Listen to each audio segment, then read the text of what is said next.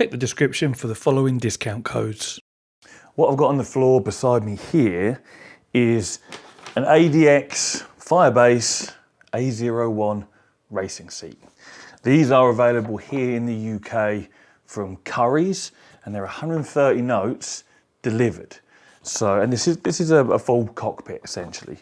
Now, looking at the manual here, it comes with a shifter mount, which is nice. I actually didn't think it did. We've got a centrally mounted sort of centre post that comes up with our steering wheel base to go on, and then we've got an angled foot plate for our pedals. Now, £130 with a seat for a full cockpit sounds like a pretty reasonable deal. So a few of you asked me in the comments, Carl, have you tried one of these? Can you get one in? Can you review it? So I thought, yes, I will get one in and I will review it. So I'll just quickly show you the front of the manual there, so you can get an idea of what we're going to build. I won't go through that because that's probably boring. But yes, I've not even unboxed it. Yeah, there's just sort of standard how to throw it together type stuff. So I've not even opened it up properly. I've taken it out of the big box it arrived in. So let's get it assembled.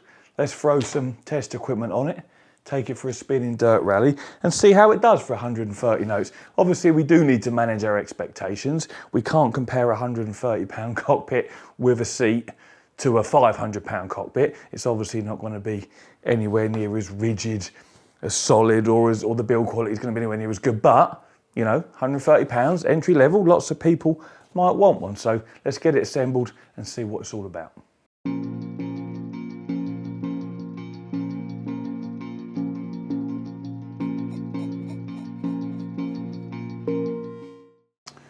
Now, all these parts, I thought I'd just lay them out on the floor here for you to see before I throw them together. They were individually numbered or lettered, but that's on the packaging for each of the individual components. So now I've laid them all out here for everyone to see. They're no longer labelled, so that may hinder my assembly. I honestly didn't think there'd be this many parts because it looks quite a simple construction, but I'm sure I'll throw it together without any issues. So far, like sort of assessing the quality of everything, it's the sort of the thickness of the material is similar to the sort of GT Amiga type thickness. I would say the finish is definitely not as good. We've got, you know, some of these edges have not been cut the best. There's actually a slight sharp edge on this piece here. The welds look reasonable. I mean, as an example, this piece here, we've got a weld here and a weld here, but they haven't I may as well show you a close-up actually. I mean, this stuff isn't designed for, you know, direct drive wheels, so it may not be an issue. But we've got a weld here and a weld here, but on the underside, there's nothing. And if it were me, I would have had a weld inside there as well. So yeah, material thickness perfectly acceptable, I would say. Same for this this tray here. Oh, Sonic's just come to join us. He can sit in that seat. But yeah, there's some sort of rough edges here and there. But again, we've got to think about the price point. This is of course set to compete directly with what is it, the Playseat Evolution? Looks like a carbon copy, to be honest. So it's quite a bit cheaper than that. I haven't seen a Playseat Evolution in the flesh to know whether that's any better build quality or sort of fit and finish than what this is. But ultimately, we'll just see how this performs. And that's all we really need to know, whether it's worth buying or not. The seat itself comes assembled like that. Just the top half was just folded down over itself. So that was really quick. Right, I'll carry on getting it together.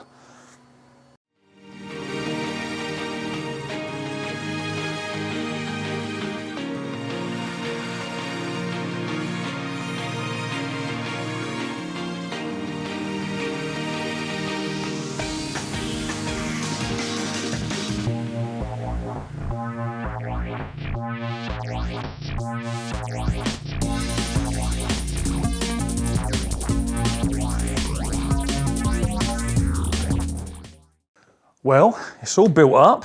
I don't know how long that took. Let's have a little look how long the video's been running.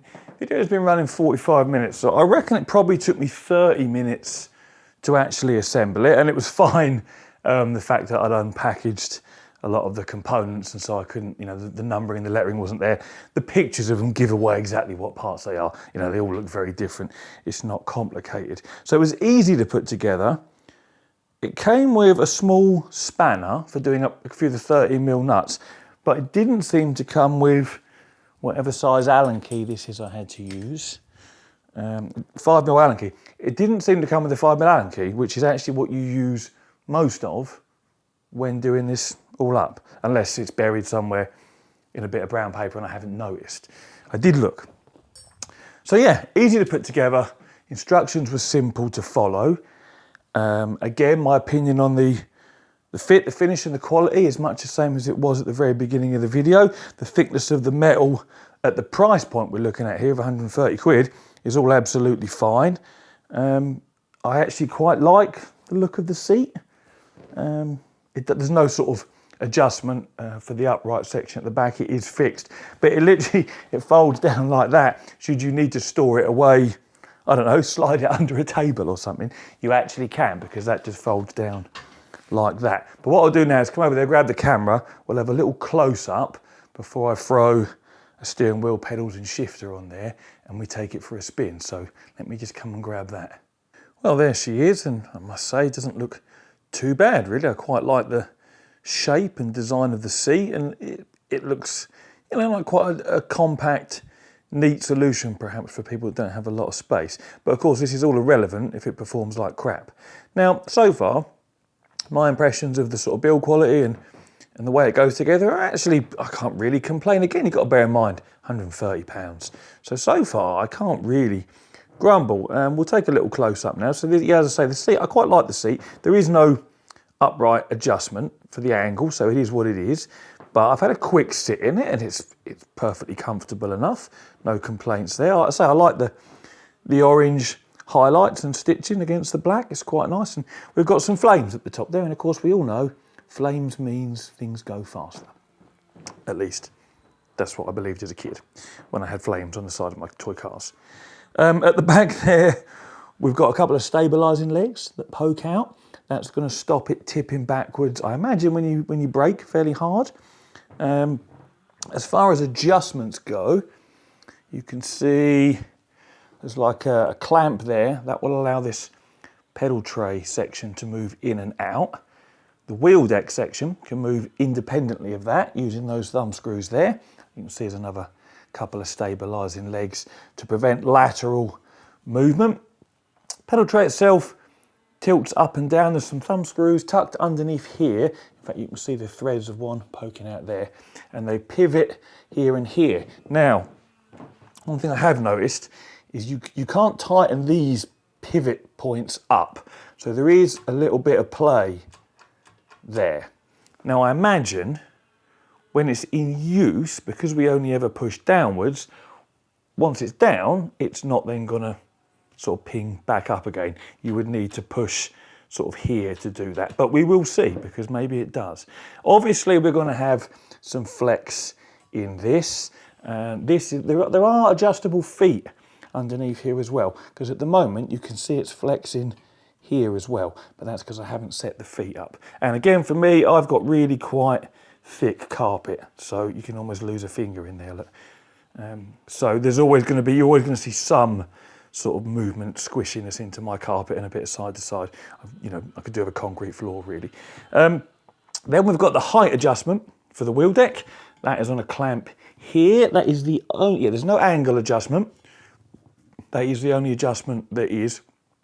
Would have been nice to have some angle adjustment, because depending on what wheelbase you use, you might end up with the steering wheel pointing perhaps where you don't want it. But we'll see, we'll see how it is. It's just flat obviously at the moment. Now, both this and the shifter mount, which is over there, look to be pre-drilled. Well, they are pre-drilled, there's holes in them. I'm guessing they're pre-drilled for your usual Logitech, Thrustmaster and possibly Fanatic setup. The shifter mount, only has 2 holes, as you can see, pre-drilled in it, and they look to be in the position for the Logitech or the Thrustmaster ones. I'm not going to test a Fanatic one because if you're buying one of these, you've probably not got Fanatic set up, because if you can afford the Fanatic stuff, I would probably recommend a slightly better Cockpit, although we haven't used it yet, so it may be perfectly fine. We have got some webbing here to provide a bit of stability for your wheel deck, you know, try and prevent sort of flex, so they have thought about that a little bit there. Overall, again, you know, for the £130 you're paying so far, I can't really find anything to grumble about, as we'll show you the shifter mount adjustments as well, actually, because they do move. Thumb screw here, slide it forwards and backwards.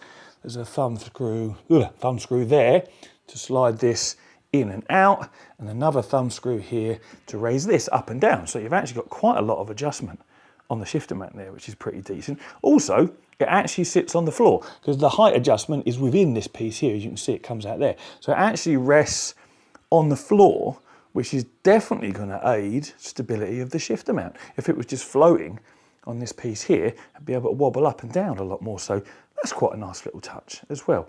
It actually looks, I was about to say, it looks like they've thought about it. They've probably just copied the Playseat Evolution. I haven't actually got one, and I haven't looked at one of these on the Playseat Evo.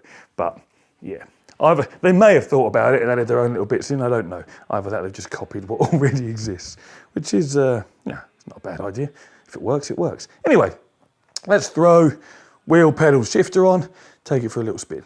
Normally right now, we would do our driving segment in Dirt Rally, where we would assess how much wobble and play and how well whatever cockpit it might be that I'm in holds up. But we're not going to do that today, because I can already tell you, don't buy this cockpit. Even though it's £130, it's crap.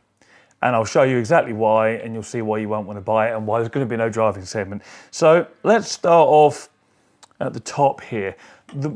My TSPC did bolt straight to the wheel deck. No problem there at all. There was a couple of holes pre-drilled in exactly the right place. But with only a couple of fingers, I can wobble this like mad. And not only is this wobbling, it's wobbling my pedals as well, but we'll get to them in a minute because they're the real star of the show. So and then side to side, I really hope this shows up well on camera. Side to side is even worse. And the thing is, if I'm playing Dirt Rally where I'm frantically steering, it's going to be doing this. I'm not even putting much force to do that. Look, it's fingertips here. So that's terrible, right? It's just not even worth thinking about.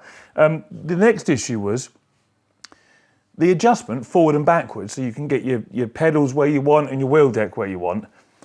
Just don't have enough adjustment. So for me, can I get the clutch down? I can get the clutch all the way down on my tiptoes, right? And in this position, the steering wheel is too close to me. You're supposed to have a steering wheel so that your wrists rest on the top when your arms are fully out like this, right? Well, as you can see, this is way too close. So that distance isn't comfortable at all. The whole thing wobbles like mad. I can barely get the pedals all the way down, and this is with the pedals as close to me as I can get them. Like, there's nothing more I can do about it. I've even fitted these TLCMs like as far this way on the pedal tray as I can, and that's another thing. Only 2 holes lined up for these TLCMs. And that's in the middle of the pedal tray. But to be honest, if it was any further forward, I actually wouldn't be able to touch the pedals. And I'm not going mad. I've looked at this like for a good 5-10 minutes to try and figure out if I've missed some form of adjustment, but I haven't, because the pedal tray can't come any further back with this wheel deck going further forward where I need it to be. So I can't quite reach the pedals properly. The steering wheel's too close to me. It wobbles around like mad. Then if we look down at the pedal tray, look how much it moves. And it's not just because it's only held in kind of in the middle. The actual tray itself, look, is tipping by about an inch at the end and side to side as well. It's just awful. Literally, I've never used anything this bad in my entire life. Look at it. it's just wobbling around, I don't know, more wobble than the jelly on your plate and more flex than a yoga instructor in this wheel deck. So aside from that, shift mount had 2 holes pre-drilled in it. They didn't line up with this THAA shifter, and they wouldn't Logitech either, miles too far apart. So I had to clamp that on, and as you can see there's also a bucket load of flex side to side and forward and backwards. The seat for me is far too upright. It's just not comfortable in this position at all. And the more upright I sit, the further I am away from the pedals. So this cockpit is cheap. It's cheap for a reason. Don't buy it. There will be no link in the description because you don't want to buy one. Now, if the Playseat Evolution, which is what this is a carbon copy of, is in any way like this, dimension-wise, wobble-wise, flex-wise, don't buy that either because it's going to be no better an experience. You know, a cheap wheel stand has more rigidity than what this does. Certainly in this upright and the pedals. Shifter mount, maybe not so much, but it's just a joke. It's the worst sim racing product I've used to date. So that, I don't really think we need to talk about anything else. As I say, I'm not going to drive it. Like, I can already tell it's bad, and I can barely reach the pedals anyway, and the steering wheel's, you know, practically in my chest. So thank you very much for watching. I hope you enjoyed this review of the Curry's PC World, whatever the hell it's called, bucket of shite cockpit. Just don't buy it. And I'll see you all next time. Take it easy.